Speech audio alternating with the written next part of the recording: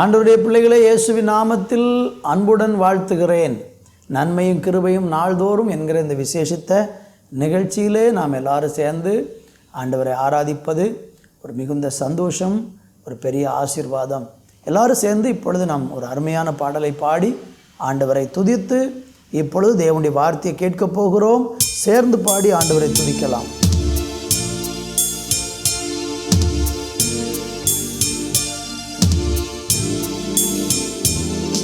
அவர் இல்லாமல் நான் என்றுமில்லை, அவர் கிருபை இல்லாமல் நான் வாழ்வதில்லை. அவர் இல்லாமல் நான் என்றுமில்லை, அவர் கிருபை இல்லாமல் நான் வாழ்வதில்லை. என் எண்ணங்கள் பலிப்பதில்லை, என் திட்டங்கள் ஜெயிப்பதில்லை. என் எண்ணங்கள் பலிப்பதில்லை, என் திட்டங்கள் ஜெயிப்பதில்லை. என் இயேசுவில்லாமல் நான் வாழ்வதில்லை, என் இயேசுவில்லாமல் நான் வாழ்வதில்லை. இல்லை, அவர் இல்லாமல் நான் என்றுமில்லை, அவர் கிருபை இல்லாமல் நான் வாழ்வதில்லை. காலையில் விடிவதில்லை, பொழுது போவதில்லை. காலை விடிவதில்லை, பொழுது போவதில்லை. மாலை வருவதில்லை, என் தாகம் தீர்வதில்லை. மாலை வருவதில்லை, என் தாகம் தீர்வதில்லை.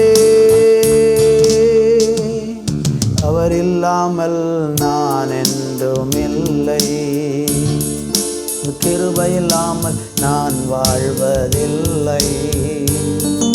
அவர் இல்லாமல் நான் என்றுமில்லை, அவர் கிருபை இல்லாமல் நான் வாழ்வதில்லை. தாயும் தந்தையும் அவரே, என்னை தாங்கும் தெய்வமும் அவரே. தாயும் தந்தையும் அவரே, என்னை தாங்கும் தெய்வமும் அவரே. மாயையான உலகில் என் நாயனும் நேயனும் அவரே. மாயையான உலகில் என் நாயனும் நேயனும் அவரே. நீர் இல்லாமல் நான் என்றுமில்லை, உம் கிருபை இல்லாமல் நான் வாழ்வதில்லை. அவர் இல்லாமல் நான் என்றுமில்லை, அவர் கிருபை இல்லாமல் நான் வாழ்வதில்லை. என் எண்ணங்கள் பலிப்பதில்லை, என் திட்டங்கள் ஜெயிப்பதில்லை. என் எண்ணங்கள் பலிப்பதில்லை, என் திட்டங்கள் ஜெயிப்பதில்லை. என் இயேசுவில்லாமல் நான் வாழ்வதில்லை, என் இயேசுவில்லாமல் நான் வாழ்வதில்லை. இல்லை, அவர் இல்லாமல் நான் வாழ்வதில்லை, கிருபை இல்லாமல் நான் வாழ்வதில்லை. ஆண்டவரே, நீங்கள் இல்லாமல் நாங்கள் இல்லைப்பா. உங்களால் அல்லாமல் எங்களால் ஒன்றுமே செய்ய முடியாது ராஜா. நீங்கள் கொடுக்கிற கிருபை, நீங்கள் தருகிற பலன், நீங்கள் தருகிற ஆசீர்வாதம், நீங்கள் தருகிற நன்மைகள் மாத்திரம்தான் எங்கள் வாழ்க்கையில் இருக்கிறது.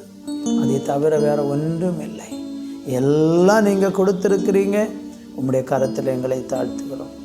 ஆசீர்வதித்தருளும் இயேசுவின் நாமத்தில் பிதாவே, ஆமேன், ஆமேன். தேவனுடைய பிள்ளைகளே, லூக்கா எழுதின சுவிசேஷம் 15ஆம் அதிகாரம் அதனுடைய 31வது வசனத்தை வாசிக்கிறேன். அதற்கு தகப்பன், மகனே, நீ எப்போதும் என்னோடு இருக்கிறாய், எனக்குள்ளதெல்லாம் உன்னுடையதாய் இருக்கிறது. அன்பு தேவ பிள்ளைகளே, வாசித்த இந்த வேத வசனத்தில் இளைய குமாரனை குறித்தும், இளைய குமாரன் மனம் திரும்பி ஆண்டவரிடத்திற்கு, தகப்பனிடத்திற்கு வரும் பொழுது அந்த தகப்பன் எல்லாவற்றையும் இழந்து போய் வேசிகளிடத்தில் தன்னுடைய ஆஸ்திகளை எல்லாம் அழித்து போட்ட இந்த இளைய குமாரனை பார்த்து ஆண்டவராகிய கர்த்தர் அவனை அன்போடு அரவணைக்கிற சம்பவம் அங்கே நம்ம பார்க்க முடிகிறது. ஆனால் அந்த வேசிகளிடத்திலெல்லாம் போய் தன்னுடைய தகப்பனுடைய ஆஸ்தியை அழித்து போட்டு வெறுமையாய் வந்த அந்த இளைய குமாரனை தகப்பன் அன்போடு மார்போடு அணைத்து அவனை சேர்த்து கொள்ளுகிறார். அவனை முத்தமிட்டு அவனுடைய கைகளுக்கு மோதிரம், கால்களுக்கு பாதரட்சை, விலையேறப்பெற்ற வஸ்திரம் எல்லாம் கொடுத்து தகப்பன் இளைய குமாரனை ஏற்றுக்கொண்ட போது மூத்த குமாரனுக்குள்ளே ஒரு கசப்பு உருவாகிறது. என்ன கசப்பு உருவாகிறது? நான் என்னுடைய தகப்பனுடைய வார்த்தைக்கெல்லாம் கீழ்ப்படிந்து இத்தனை வருஷம் நான் உமக்கு ஊழியம் செய்கிறேன். 29ஆம் வசனத்தை வாசிக்கிறேன், கவனிங்க. அவன் தகப்பனுக்கு பிரதி உத்தரமாக, இதோ இத்தனை வருஷ காலமாக நான் உமக்கு ஊழியம் செய்து ஒரு காலம் உம்முடைய கற்பனையை மீறாதிருந்தும் என் சிநேகிதரோடு நான் சந்தோஷமாக இருக்கும்படி நீர் ஒரு காலம் எனக்கு ஒரு ஆட்டுக்குட்டியாவது கொடுக்கவில்லை.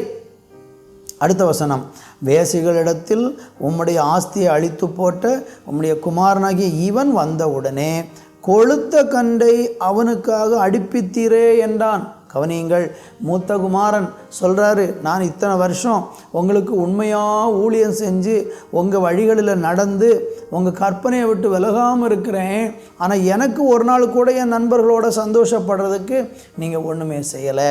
ஆனால் அந்த இளையகுமாரன் வந்தபோது அவனை நீங்கள் ஏற்றுக்கொண்டீங்களே, அவனை நீங்கள் மார்போடு அணைத்து கொண்டீங்களே, எல்லாத்தையும் அழித்தவனை சேர்த்து கொண்டீங்களே அப்படின்னு சொல்லி அந்த மூத்த குமாரன் தகப்பனிடத்தில் புலம்புகிறான். அப்பொழுது அந்த மூத்த குமாரனுக்கு தகப்பன் வச்சிருக்கிற மேன்மையை குறித்து தான் சொல்கிறார். என்ன சொல்கிறாரு? தகப்பன், மகனே, நீ எப்போதும் என்னோடு இருக்கிறாய்.